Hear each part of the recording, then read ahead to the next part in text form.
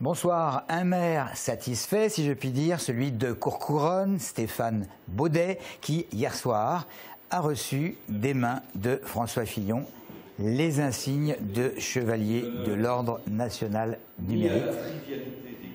Les deux hommes se connaissent bien et l'élu essonien a depuis longtemps opté pour la candidature de l'ancien Premier ministre à la tête de l'UMP.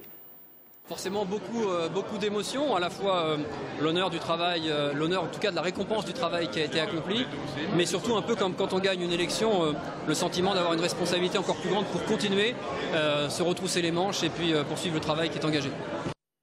François Fillon, qui s'est donc ensuite rendu à Corbeil pour un meeting destiné à regrouper ses sympathisants. C'est d'ailleurs également dans la ville de Jean-Pierre Bechter et de Saint-Dassault que l'autre prétendant à la présidence de l'UMP, l'actuel patron du parti, Jean-François Copé, se rendra le 15 octobre. Maxime Leven.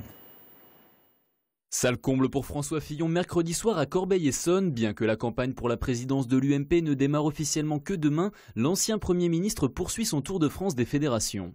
Tous les départements sont importants, mais l'Essonne, c'est un département où il y a beaucoup d'adhérents de l'UMP, donc c'est un département très important et beaucoup de personnalités politiques importantes. Parmi les personnalités en question, Serge Dassault ou encore Nathalie Kosciusko-Morizet. Lors de son déplacement, François Fillon a réaffirmé son attachement à la laïcité, l'éducation et l'emploi.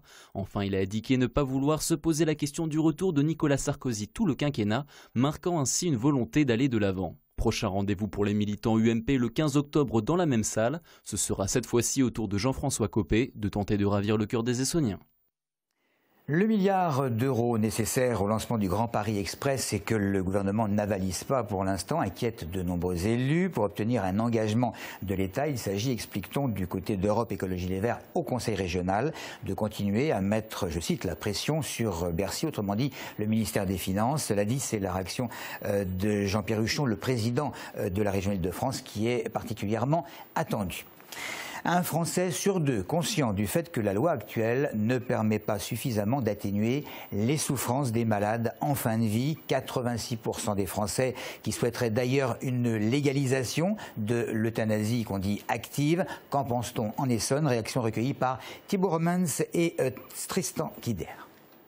Personnellement, je serais pour, oui, dans un cadre thérapeutique, pour éviter justement l'acharnement thérapeutique en cas de pathologie lourde. C'est sûr que ce serait une bonne chose. Donc ça devrait être aux gens qui devraient choisir en fait de mourir quand ils le veulent. On prend la décision de mettre fin à la vie de quelqu'un, c'est quand la médecine ne peut plus rien faire. Hein, il faut empêcher que les gens souffrent. Ça ne sert à rien. Ils sont condamnés. Vu comme ça, c'est vrai que mettre fin à sa vie, c'est aussi c'est un peu tabou. Donc je sais pas trop en fait. J'ai pas vraiment d'opinion tant que je l'ai pas vécu. Il y a effectivement une dimension affective qui entre en compte, mais je pense que si on avait plus de facilité pour obtenir cette possibilité, ce serait un bien. François Lamy, le ministre de la Ville, était prévu mais n'a pu se rendre en milieu d'après-midi sur le campus de Paris-Saclay pour inaugurer le centre de recherche Horiba Europe. C'est donc Claire Robillard, la maire de Palaiseau, qui l'a remplacé devant bon nombre d'élus locaux et de personnalités des mondes économiques et académiques. Horiba, c'est quand même, il faut le savoir, 5000 salariés dans le monde spécialisés dans l'instrumentation scientifique et à terme, le groupe devrait pouvoir s'installer sur place sur quelques 18 000 mètres carrés. C'est pour nous vraiment la cohérence de ce qui existe déjà entre les laboratoires et les grandes écoles et puis ceux qui habitent en vallée, qui vont pouvoir venir travailler ici et qui sont surtout être fiers d'avoir des grandes entreprises comme Horiba parce que c'est forcément l'avenir. Ils travaillent sur le médical, ils travaillent sur l'environnemental, ils veulent travailler notamment sur le photovoltaïque. Donc c'est tous les liens qu'il va y avoir avec l'existant et le futur.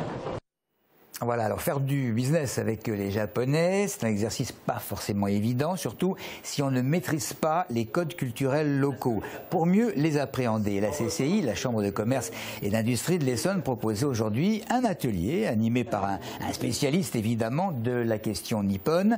Une quinzaine d'entrepreneurs y ont participé, dont Yvan Schurtz, qui appartient à la société Sophia Dog, basée à Rissorangis, une entreprise qui produit des équipements pour chiens handicapés.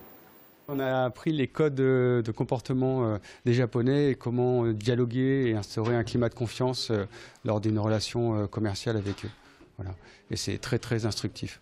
En fait, la façon de faire du commerce en Europe est complètement différente de celle des Japonais. Et du coup, il est important de passer par ce genre de réunions pour apprendre. Vous savez peut-être que la chasse a commencé en forêt de Sénart. Depuis ce matin, trop de sangliers peuplent ces bois. Conclusion, plusieurs battues vont être organisées jusqu'au mois de février afin de réguler l'espèce. Et Claire Colombel a chaussé ses bottes ce matin pour accompagner les chasseurs. Trop de sangliers et surtout trop de dégâts dans les jardins des maisons longeant la forêt. Les chasseurs ont aujourd'hui pour mission d'abattre un maximum de ces bêtes. Malgré la pluie, une trentaine de personnes a répondu présent. Je viens chasser parce qu'au moins c'est une journée conviviale, déjà, et puis on se retrouve dans la nature.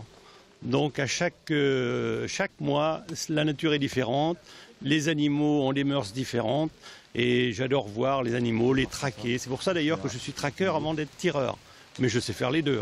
À Sénart, la chasse se passe sur des miradors. Pour le moment, la végétation est intacte, ce qui ne facilite pas la traque.